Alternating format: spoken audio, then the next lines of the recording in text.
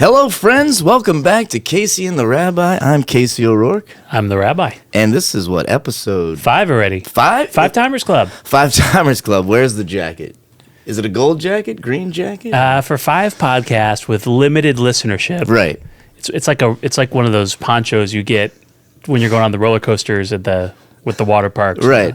You're going to throw it away. But what's not disposable is this content, folks. We're here to, a nice little lighthearted conversation about faith and music and life and just however it intersects, with you.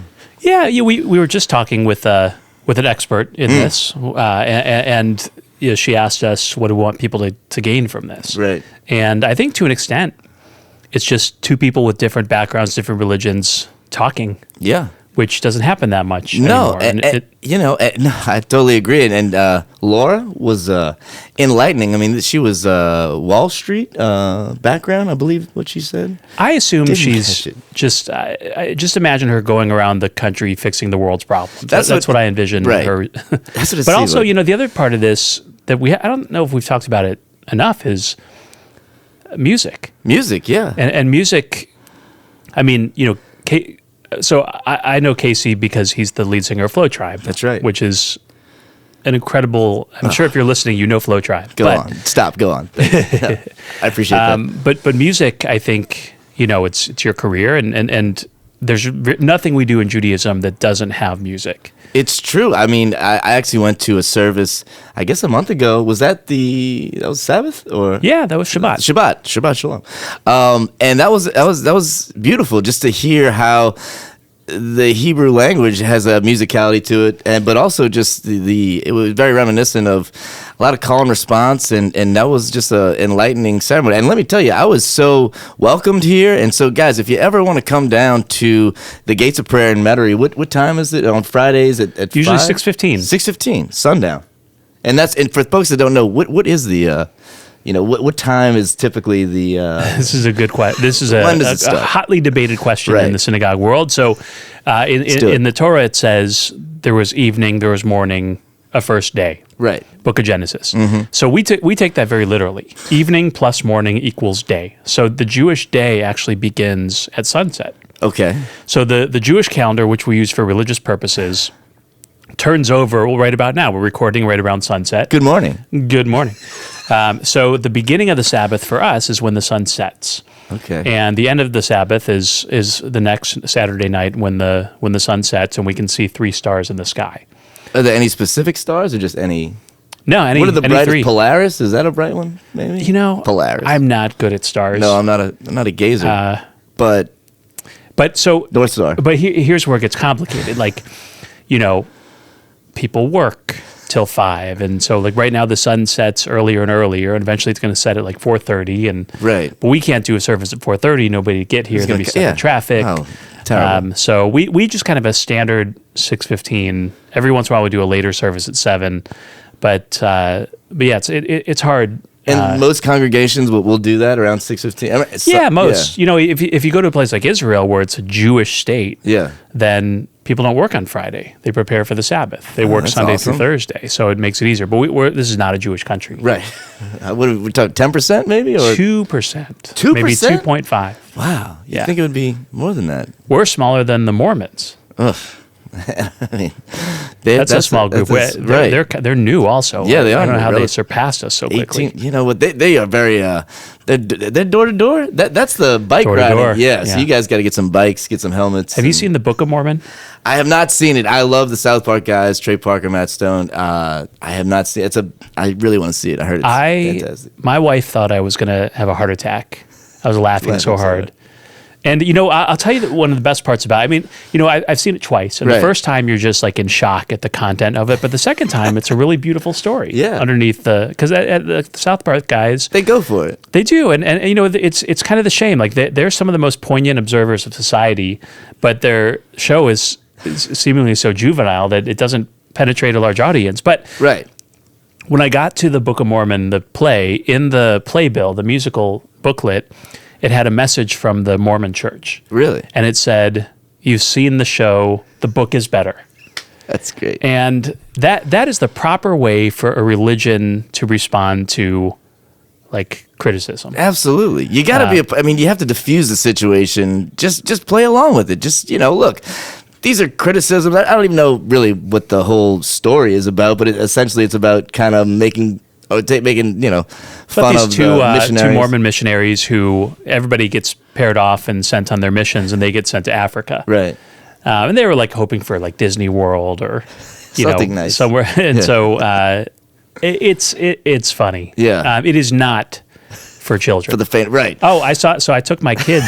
So anyway, I took my kids to see Beetlejuice, the musical. Oh, wow. Yeah. And that's not for kids either. Really? Yeah, my kids, they learn some new They can get things. pretty. Beetlejuice could get a little raunchy. I could see that. It's raunchy. It's somehow less raunchy than the PG version of the movie. We were talking about the PG in the 80s. 80s PG is crazy. It's wild. I mean, there was exposed, everything. You could get away with, I think, like, what would even, was there even a 13 or was it just like There was so X? We showed during COVID, we turned our parking lot into a drive-in movie theater. Oh, awesome. And we showed movies. People would sit in their cars, and I think we showed Back to the Future.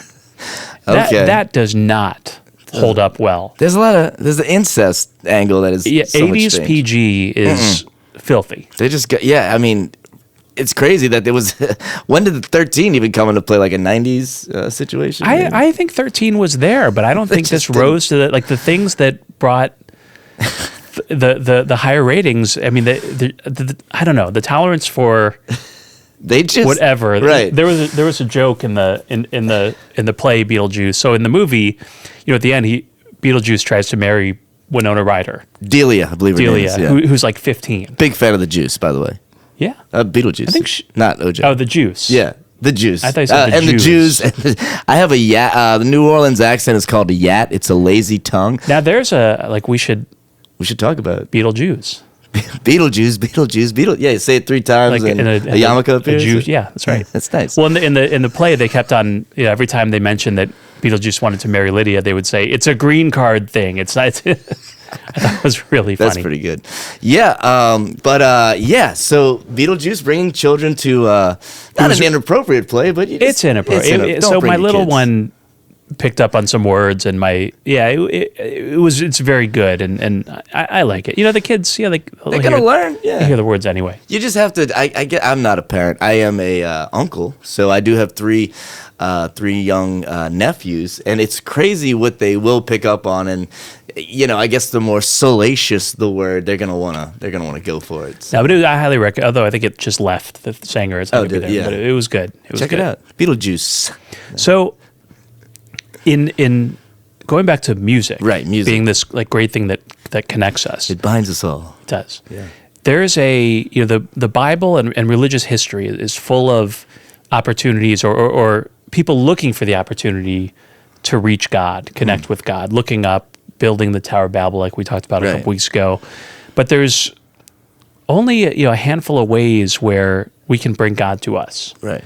And if you know the story of King Saul, he was a very kind of tortured soul. Right. And there was a point where he literally said, the Spirit of God has left me, and an evil spirit terrifies me. Wow. And now he calls for help. Yeah. He doesn't call a doctor. He doesn't call a priest. He doesn't call a rabbi. He calls for a musician. Okay. And his people go find David, the future king, who plays the harp. The first Messiah, would you say? Was he the first? No, we don't. We haven't had one yet. Y'all have a Messiah. We don't have one. But I thought that there was a series of. Let's stay on this, but we'll come back to it. We'll talk about the Messiah in a second. But okay, so he calls David. But David was possibly predicted that there would be a king. Or I remember you saying that God didn't want them to have a king. No, God didn't. And the kings brought problems, but David comes and he plays the harp and he pleased the Lord, and it pleased the secret Lord. chord as who? This is the basis. It's Leonard Cohen, a good Canadian Jew. Oh, wonderful. And so we're taught that when the minstrel, the musician, plays, the hand of God comes down and rests on their shoulders. Ooh, I like that. So if you think about all these ways where we're searching far and wide for a divine presence. Play a little music. I mean, truly, just in my life, I have been a musician. And thank you for the kind words about Flow Tribe. Flow Tribe is a band that started in 2004 in New Orleans, and it was a group of high school friends. And we've just kind of developed this career, and we've been, very blessed to have an audience and to be able to, when you're doing these creative endeavors, the fact that people respond at all is flattering, so that's been a great journey for me, and it's helped me honestly meet great folks like the Rabbi here and be put into situations that I would have never experienced and have lived a life that has been very rewarding for me, and hopefully that our music has reached people. But I totally agree. The hand on the shoulder thing, music for me has always been a way to kind of speak to the divine, or there's just a moment of, I think, in any creative endeavor where you kind of lose yourself and you kind of open yourself to the spirit of creativity. And I do believe that is, God speaking through you, and it's just a matter of tapping in, and the easiest creation process is when you kind of, let go and just let God, brother, let go, let God. It's a good bumper sticker. So I don't know the rules of music and podcasts. Right. But we could do a little tech study on the song Hallelujah. Ooh, I'd love to do that. We'll get the guitar. We can. Absolutely. All right. Yeah. I'll get the. I'll get it. Get the git. We could edit around this. All right. So we've got the guitar. We brought that in, and you know the words to it?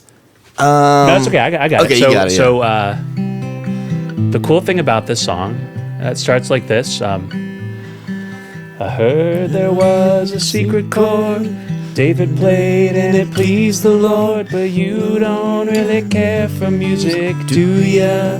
Now here's the cool part. The next words are, it goes like this, a fourth, a fifth. Real quick, is it actually the fourth and the fifth, of the changes? Yeah. That's awesome. So, I love when they do that. C goes like this, a fourth, F, G, right, a minor fall, E minor, B minor, C, major lift. Yeah. Yeah. And one of the messages, I think, behind the song is that for all the minor falls in life, right, music is the major lift. Oof. There it is. And it's a beautiful song. And if you listen to it, every hallelujah means something different. So hallelujah is a Hebrew word that is not translated. Okay. It means hallelujah. In Hebrew, means hallelujah. What it is. Right. So it means whatever you're feeling when you say it. I love that. So some people, it's a cry you hear at night, or a baffled king composing, or cold and it's a broken hallelujah. All these lyrics, and he's wrote dozens of verses to that song. Yeah, there's a lot of verses in it for sure. But that part, I think, is just beautiful. It's based on that King David story. With Saul being persecuted or being terrified by an evil spirit. And that was because he was doing the wrong things, or we don't know. He was just kind of in a mood. Yeah. Which I think, if you look at it's cool. if you look at what Saul's going through, it says he feels like the Spirit of God has left him, an evil spirit had terrified him. Right. It sounds like depression. It sounds like he's going through something. And how many times do we listen to music just to lift us up from a tough moment? And Absolutely. I really feel like being able to, like you're saying, play guitar. I play piano as well, and I'll be super stressed out and just be able to do that and just take your mind off it. But even, I have a record player at home, just putting on, I have my go-to record, Ella Fitzgerald sings the songbook. I can't think of the guy's song, but it's just this, it's a very simple, it's very chill.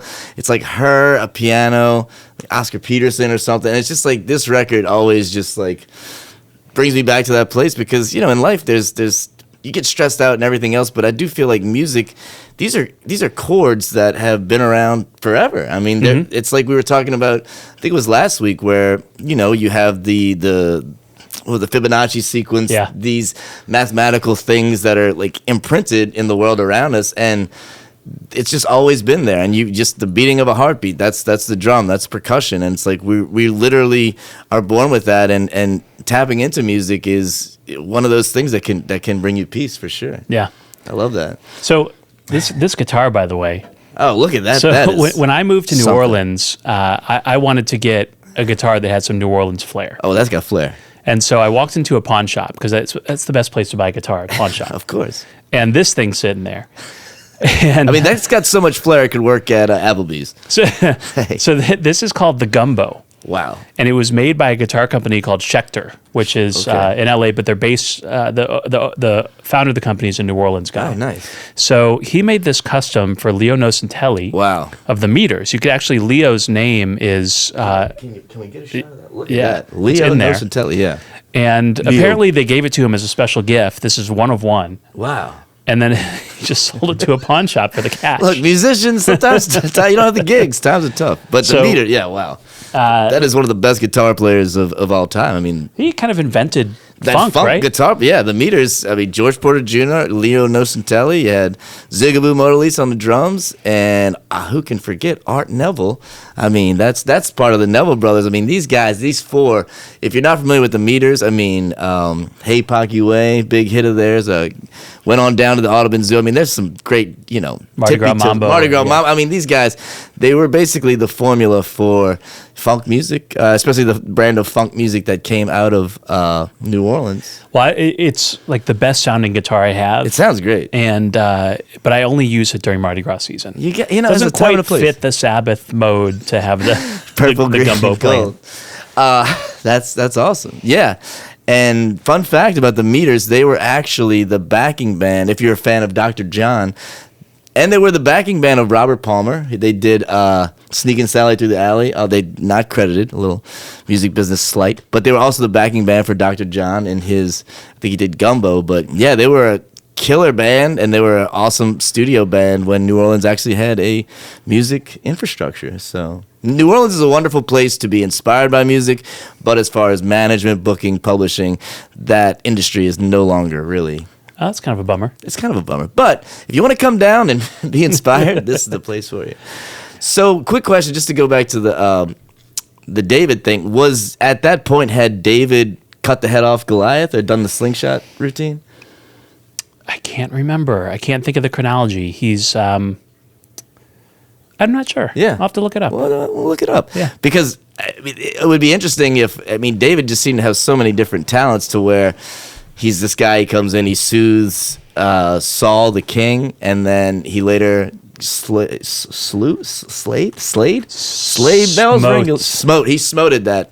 He smoted Goliath, bro. He smoted him. So I've got an interesting King David thing. Nice. But should we hear from sponsors first? We should, yeah. Let's go to the bucket. If you don't know, we are soliciting sponsors for Casey and the Rabbi, and these folks have reached out to us, and we put them in a. Why don't you go first? Okay. And we draw one, and then we try to create an ad on the spot. Ooh, tendonitis just sprung up. It's clamped up real quick. Getting old, man. Getting old. Ooh.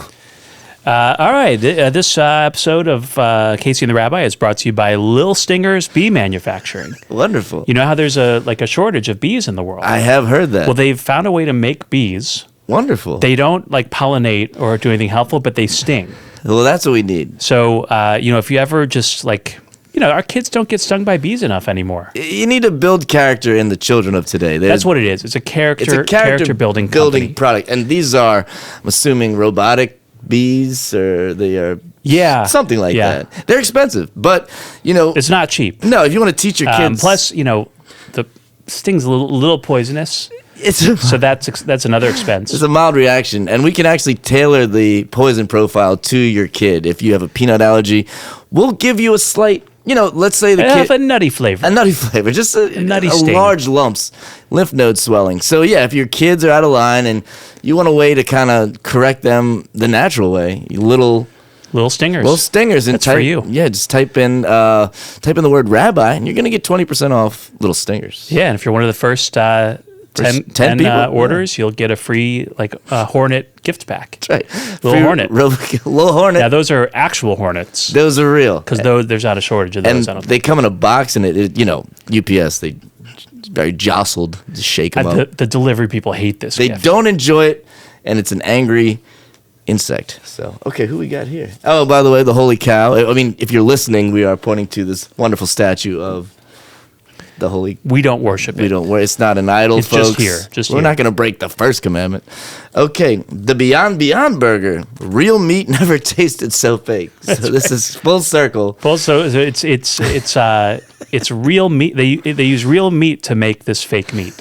Wonderful. So if you want the what is it, the for Wonder Burger? No, it's the Beyond Burger. Beyond Burger, yeah. Yeah, it's Beyond Burger. Okay. So yeah, if you want like the pretension of ordering,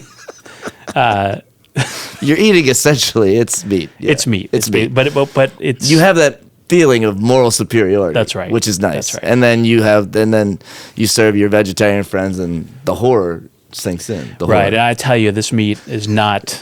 This doesn't taste Not anything. grade A stuff here. This tastes like your typical vegetarian. Oh, it is meat. It's beyond. It is meat. It's that horseshoe theory where you go so far in the other Right. direction. Right. How about one more? You want to draw? Sure. Yeah. This has been great, folks. Oh yeah, you get 10% off the Beyond burger. You can get the non-Atkins buns. They have extra carbs. Just folks, this You is will gold. get larger. Yeah, gonna get big. Gonna get real big. This podcast is brought to you by Listerine mouthwash. It's nasty.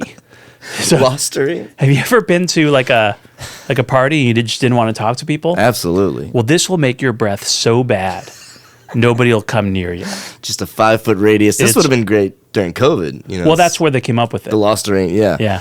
You want distance because, folks, you're in social situations like the rabbi said. You're too close. You're too close, and you're eating, so there's like crumbs spitting out. And I'm sure you're bombarded. The congregation, I'm sure there's nothing against. I'm sure they're wonderful people, but the elderly tend to get a little close because they have hearing difficulties. Our people have lovely breath, they're wonderful, and they never spit food. but this way you could But it subconsciously guarantees propel at them least a 6-foot radius from anybody anywhere near you. anytime.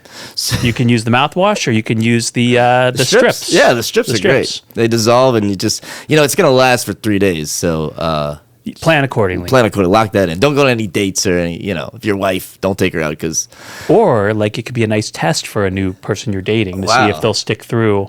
if stick through the strips, then Yeah. you got something there. You got a keeper. So just Get Listerine. get lost in the Listerine. Get lost. I mean, people will leave. And You not will wanna be, end up with no friends. no friends. No friends whatsoever. Well, that's So and just type in the code Casey and Rabbi, and you're gonna get 3 strips for the price of one. That's right. Or maybe the bottle. You get a mini like airport size. Yeah, if you travel. bring it on the plane. Bring it on the plane. If you don't want people to sit in your row, That's a flying good one. Southwest. Yeah. That's right. All right. Well, let's we'll close that up. We'll close that box up. So I did something interesting this Okay, weekend. let's I want talk to tell you about it. Yeah, So I'd love to hear it. I have a Google phone. So it has Gemini on it, which is their AI version. Okay. And the time I use it most often is if I say like, Hey Gemini. Do you say Hey Gemini? I probably could. Do you address it like I a Siri text with type? it. Like okay. so I'll say like I'm making this for dinner. Give me an ingredients list. And Right. it'll do it for me. And but when I opened it this weekend, it said there's a new feature. Do you want to try talking to Gemini? And then it'll talk back. It'll have a conversation with AI. Interesting. And so here's what I asked Gemini. I said, which 3 biblical characters would do best in modern day New Orleans? Oof. Did it have an actual response? It gave me 3 answers. Okay, And 2 were pretty good, and 1 is harsh. Okay, let's hear it. I can't wait. So number 1, Okay. King David. All right. And AI said he seems like a guy who likes to have a good time.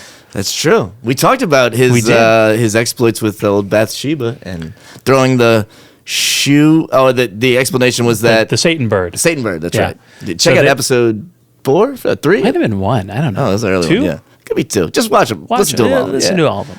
Put the time. So in. King David was first because Right. they thought he would enjoy. Actually, it specifically said He's a party. that he would enjoy the French Quarter. I could see that. Yeah. Also pointed out to his musical roots too, with the harp. Full circle. Number 2 was Queen Esther.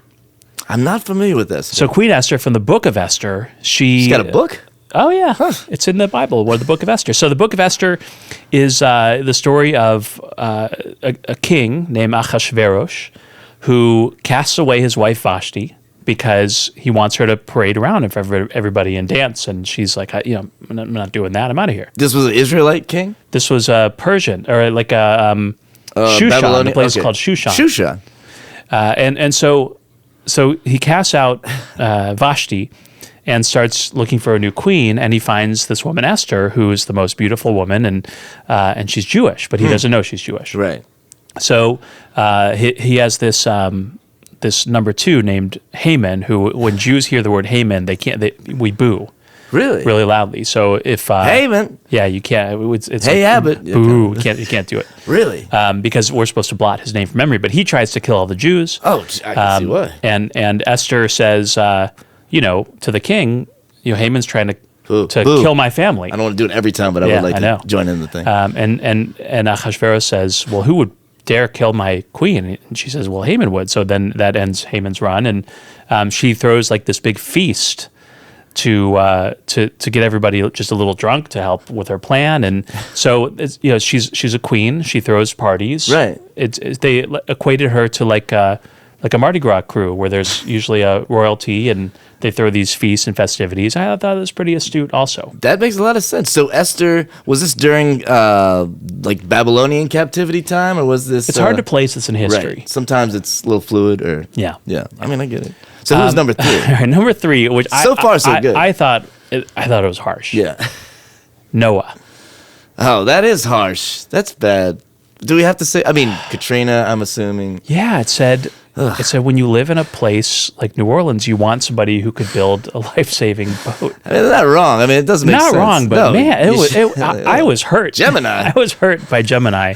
That is brutal. What year did you come to New Orleans? 2018. I've been here 6.5 years. So I've done 3 hurricanes here. I did Zeta, I did Ida, and what was the one this year called? It all kind of blends together. I'm trying to think. Yeah, me too. Francine? Francine. Might have been Francine. That seems... Oh, but also I was in Philadelphia for Hurricane Sandy. That was insane. Yeah, so that was our first hurricane. East Coast. I mean, how does it even... But that's the thing with Katrina. I was a freshman in college at Alabama, and, hurricanes before was always like, it's kind of an excuse to, have a party, have people over, then you kind of chill out. But it was never this... I think Hurricane Andrew was the big scary one for us in like 92. But after that, it's one of those things where your memory kind of goes away and you're like, oh, you don't really take it that seriously. But then with Katrina, it was just, it was a monster, and just the destruction that it caused. Obviously, everyone knows this. But yeah, Noah, you kind of do want to ark builder. Yeah, I was. That is. I was like, really, Gemini? Really, you're gonna go? Oh yeah. When I moved here in June of 2018, and then on the first time I was here for the anniversary of Katrina, there was a rainbow in the sky. Oh, awesome! And I wrote something about it and sent it to the congregation. I remember saying, first and foremost, I said, I don't know if I've earned the right to speak about this. I've only been here for 2 months, right. But it feels hard not to notice the significance of the rainbow on a day like this. And one of my rabbinic colleagues who's from here commented on the post, and she said, when you move to New Orleans, you write yourself into the story of Katrina. Wow. Because you're choosing to live here. You're choosing to be part of your rebuilding and keeping New Orleans wonderful. And that meant a lot to me, hearing about that. Absolutely. And I just want to say thank you on behalf of New Orleans for being here and, sharing your life with everybody, because the Rabbi is such a great resource. We love it here. This is the best. We love raising our kids here. Yeah. There's so much culture. Come down to New Orleans, folks. It really is a special place. I grew up here, obviously, but there's something about the food, the music, the community. It's very welcoming, and there's the standard of entry for a lot of places, not to denigrate a New York or LA, but it's like, prove to me that you're cool. In New Orleans, it's like, just don't be a jerk, when I came here for my interview, I was supposed to have dinner at a congregant's house with a bunch of people with the interview committee. And I thought, I need to bring something, and it's the South, so I'm going to get some bourbon and bring it. There you go, yeah. And so I went to this liquor store. I wish I remembered where it was, but I said, I don't know the first thing about bourbon. Right. I'm here for an interview. What do you recommend? And I remember the clerk at the liquor store counter just was, what are you interviewing for? Where'd you come from? Where'd you grow up? And I was in there for like 35 minutes. We love to talk. And this woman was like invested in my we gotta get the right here. bourbon. What's a Jewish bourbon? Yeah. And now, by the way, I have a bit of a bourbon obsession. What was the bourbon that they recommended? I don't even remember because I didn't know bourbon at the time. Is bourbon whiskey or whiskey? Bourbon is a type of whiskey. Yeah, like Kentucky. It's made in Kentucky or something. Or generally aged some kind of way.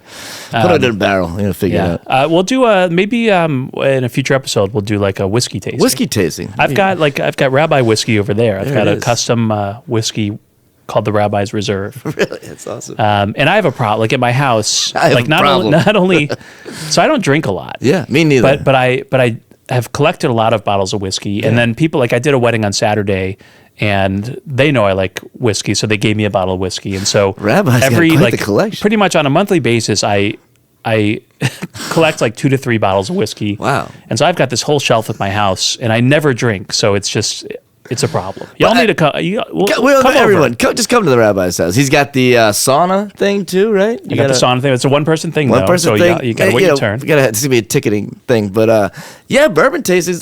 Just a little sip. We're not trying to get smashed over here. Just a good time. There's a eat, drink, and be merry. That's a proverb, right? Well, that comes from the Esther story. So really? Kind of. Okay. So the Esther story, we have a holiday called Purim. Okay. Purim, Purim.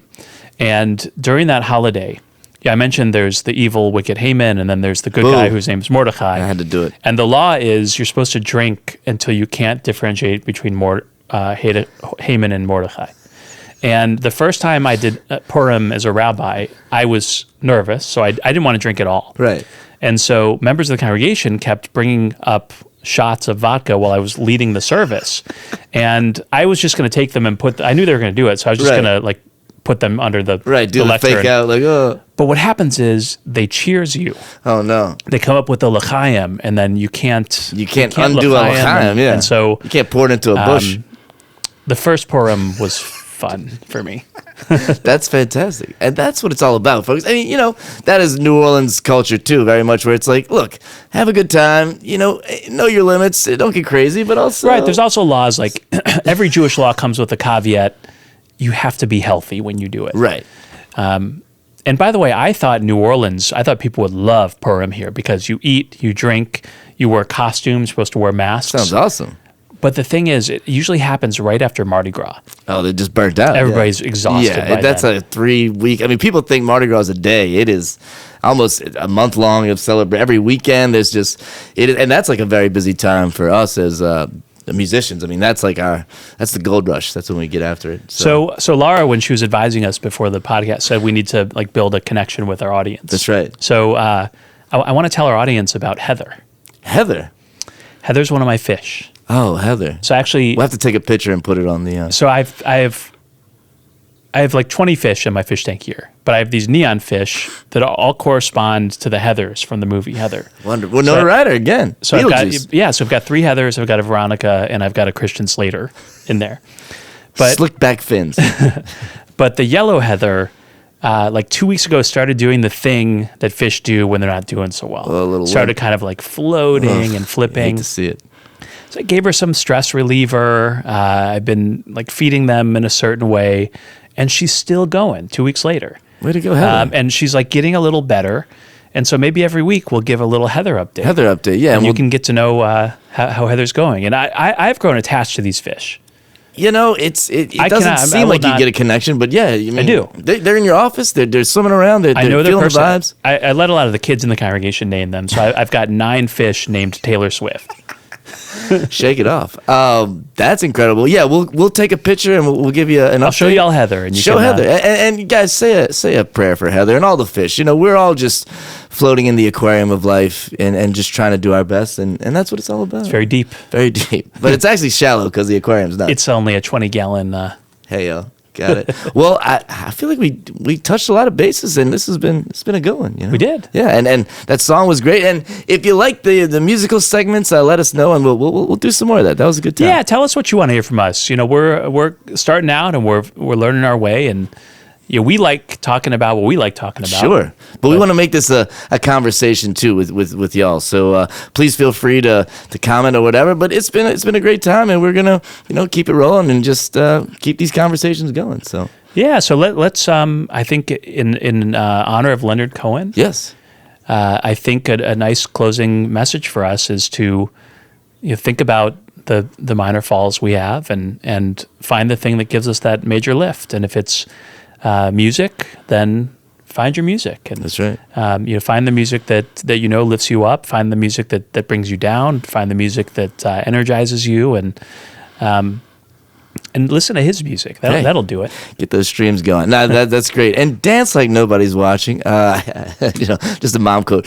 But no, seriously, that's the perfect sentiment. And yeah, find your own music and make your own music. Look, you don't have to be professional. Just keep that vibration going. Keep that higher vibration. Also a new song off our album, The Garden of Earthly Delights. Kind of a biblical reference. I saw the artwork. It was like a dinosaur on the toilet. That was something else. We'll talk about that later. But thanks again. This was episode 5. It's always a pleasure. I'm Casey O'Rourke with the Rabbi David Gerber. Thanks for joining us. We'll see y'all soon. Thanks again.